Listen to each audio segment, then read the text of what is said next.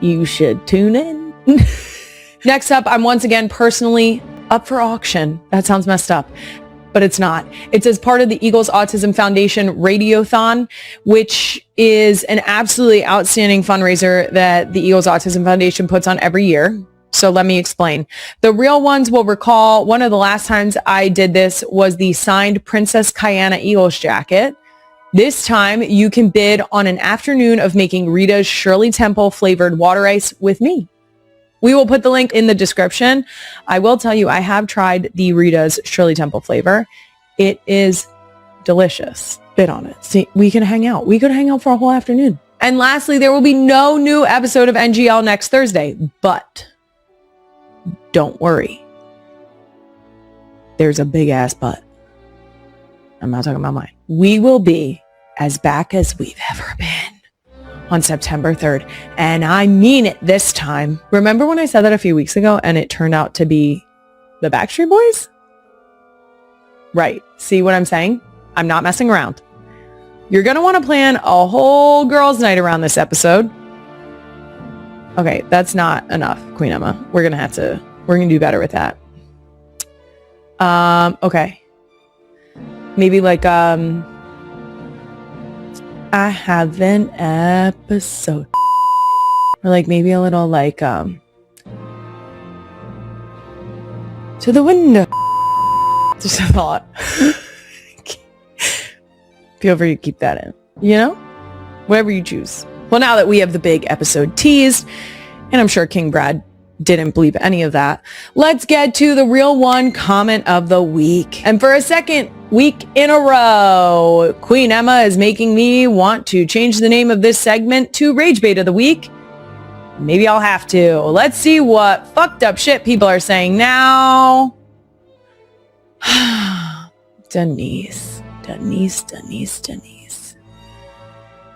The question here is, are you going to keep having children until you have a son? Wrong. You're wrong. I don't need to have a son. Why do we keep having to circle back to quarterly reminders? Have we been off that much this summer that we got back to the next quarter so quickly? Apparently, Queen Emma is nodding her head. It's your quarterly reminder that we do not ask people who have children of one gender if they are going to try for the other one. That's not how that works. The number of comments that I get, both via social media and also in person to my face, is wild. It's crazy. We gotta stop doing that. We gotta cut that out, because I have 4 kids that I love dearly. My husband and I are so fortunate to have the girls that we have. We're so fortunate to have the children we have. And I think that we are not less fulfilled because we have 4 girls. So your suggestion of like, you are not living a fulfilled life without a son is silly. Also, I'm so sorry to all the boy moms out there that I'm about to say this, but I'm biased because I only know what I know. So please take this with a grain of salt. Who run the world? You know what I mean? That's it for Rage Bait of the Week. I mean, Real One Comment of the Week. See, I did it. Oh, I didn't. I changed the name. Are we changing the name? You're just going to piss me off every week? Okay, Queen Emma said we're changing the name. I guess we're changing the name because Queen Emma wants to rage bait me weekly. Rage Bait of the Week. That was Rage Bait of the Week. We changed the name. There are no rules around here. It's Wild Wild West. Here we go. Let's move on to Doom Scroll of the Week, brought to you by Peppa Pig. Let's jump in. Speaking of Peppa, if you are one of the Real One parents and you haven't seen my new animated special from Peppa Pig, I'm going to need you to go watch it on my YouTube channel. Jason and I were both animated into the Peppaverse, and it was very cool. A lot of people noticed that I had my Chuck Taylors on, and yes, I did. The girls have watched it.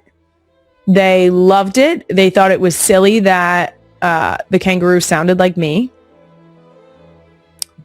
which I guess it's good. Yeah. They have asked to watch it multiple times though, so I think that's a positive review.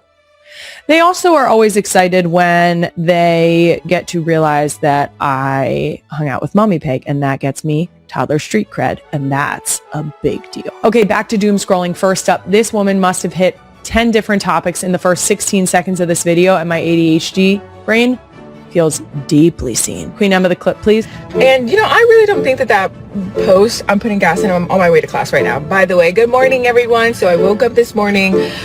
Oh, I did miss my workout, whatever, it's a rest day. But I woke up, I had to, okay, oh my god, backtrack. 16 seconds into this video and I haven't gotten a single fucking complete thought through. This is so validating. This is the type of moment where you watch a clip and it feels comfy and cozy because it feels like someone else is experiencing the same noise that happens in your brain. My ADHD comes out the most in very random times. And when I am not on a schedule or in a routine, everything kind of goes wonky donkey. And I mean that in the worst way. I was diagnosed when I was a junior in high school. I was medicated for a little while because I needed the structure of that. We had to try a bunch of different things. We had to find when to take it, when not to take it, how it impacted field hockey and sports, how I felt when I was on it, my eating habits when I was on it. There was a whole slew of things that went on with it. But I was diagnosed because I could hyper-focus when I was in situations where it required that. And then once I had free time, everything went to nonsense. I mean, I couldn't do homework to save my life. I am definitely on the ADHD side of TikTok. And so I get a lot of things where it says, what's the one thing you do that helps you manage your ADHD that you've been able to stick with? One of the things that I've found, which really bothers people, but I've made it a point, sometimes I switch them. So I have like in the house shoes and out of the house shoes.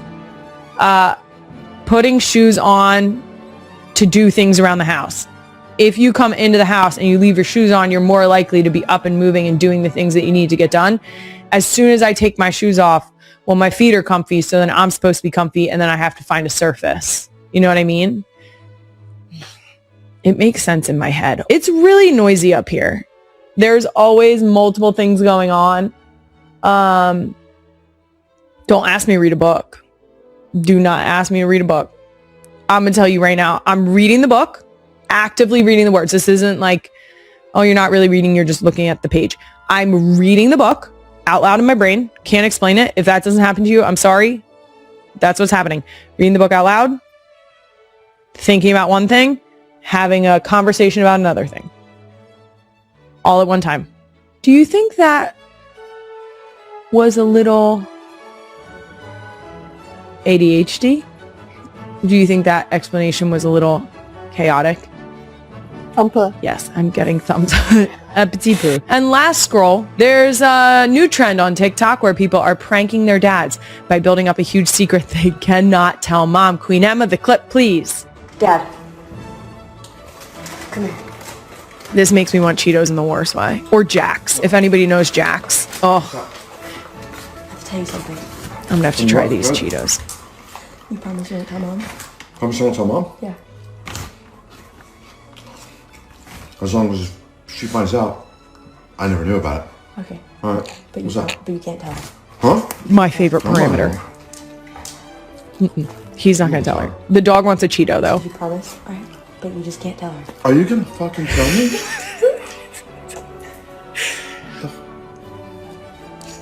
What do you got going on? Okay. I cannot emphasize how great this interaction is. Okay. First of all, I love an intelligent man. And I'm going to tell you how I know this man is intelligent. The first parameter, the first thing he made sure to lock down was that if mom found out about the thing that she doesn't want mom to know, he never knew. Smart man. This is so Big Ed coded. If I told my dad, Big Ed, I have something to tell you, but you can't tell mom, he would say, okay. And then I would say, are you sure you're not going to tell mom? And he would say, I am not going to tell your mom. And then I would proceed to tell him. And I would probably have a 50-50 chance that he doesn't tell my mother. Now, here's the other part of that. He's going to make sure it's abundantly clear to my mother that she cannot make it known that she knows, that he knows that I did the thing. You see, are you with me? Are you with me? And then what would happen is that 3 months later, Lisa would say, I know what you did. Here's a good example. I got an example. I was going to say maybe we should call him and try right now, but I'm going to tell you right now, we don't even need to because I'm going to tell you what happened, okay? I said to my dad, my sister and I are going to come over. We're going to bring the kids because my mom may or may not have retired. She doesn't want anybody to know. Shh, don't tell her I told you. We were going to go over and we were going to surprise her with a cake and her grandkids. 2 things she loves. Really the grandkids, but also who doesn't love cake? Anyway, we were going to go over, and so I called my father and I said, hey, we're coming over when mom gets home. When my mom walked in the door from work, my dad was vacuuming. And then he said to my mom, do you want to help me clean off the dining room table? And my mom said, what's happening here? What are you doing? What's happening here? And he said, we're getting visitors. And my mom promptly called me and said, what are you doing? What's going on?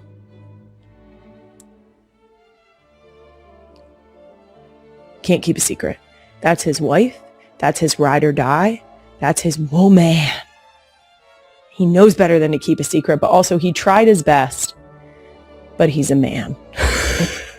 That's it for Doom Scroll, brought to you by Peppa Pig. All right, Leslie Mann is coming up very soon, but first, I love an opportunity to put Queen Emma on camera because she loves it so much, guys. It's her favorite thing in the whole wide world. She absolutely loves it when I bring her out here. So she's back for a brand new edition of What to Expect When You've Already Expected, brought to you by DoorDash. Let me just remind everyone that this segment is a chance for Queen Emma. She's a first-time mom of now 2-year-old Simon, our guy Simon. She is able to then ask a veteran 4-time mom, that's me, I'm the 4-time mom, all the ridiculous parenting questions that she has, except she's asking it to someone who no one should ever ask advice from. That's me. Yes. Because yikes. And I also have no idea what I'm doing because we're winging it. It's going great. All right, Queen Emma, rapid fire, of course, because we're so good at rapid fire. We're so good at rapid fire. That's our thing. We're so good at it.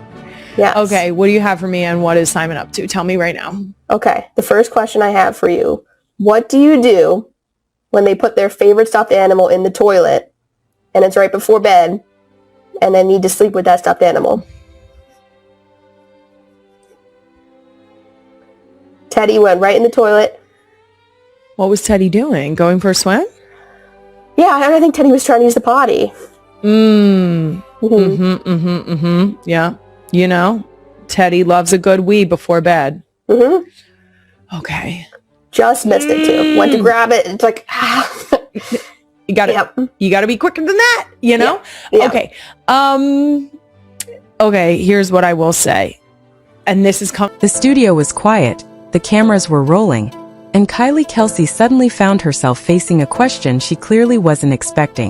The host brought up all the recent whispers surrounding Travis Kelce and Taylor Swift, and then dropped the question everyone wanted answered. Did Kylie really give the couple a special gift for their child? Kylie smiled, paused for a moment, and admitted there was something she could finally talk about. According to the story, Kylie said Travis had privately shared the happy family news with her, followed by a sweet message from Taylor. There was no big announcement, no cameras, and no media frenzy. It was simply a private family moment. But what Kylie revealed next made the conversation even more emotional. She explained that she didn't want to buy an ordinary baby gift. No basic blanket, no typical football-themed outfit, and nothing that would simply be forgotten in a few years. She wanted something meaningful. Something that would remind the child just how loved they were from the very beginning. Kylie reportedly spent weeks thinking about the perfect present, remembering that this wasn't just another baby in the family. This was Travis and Taylor's child, someone who would become an important part of the Kelce family. And that's where the story gets especially interesting. Kylie hinted that the gift carried a much deeper emotional meaning than anyone expected. It wasn't about money or luxury. It was about family, memories, and creating something the child could keep forever. Her emotional reaction suggested that this gift may have represented Kylie's personal way of welcoming the newest and possibly most talked about member of the family. And honestly, if this story is true, Kylie may have chosen something far more sentimental than fans ever imagined.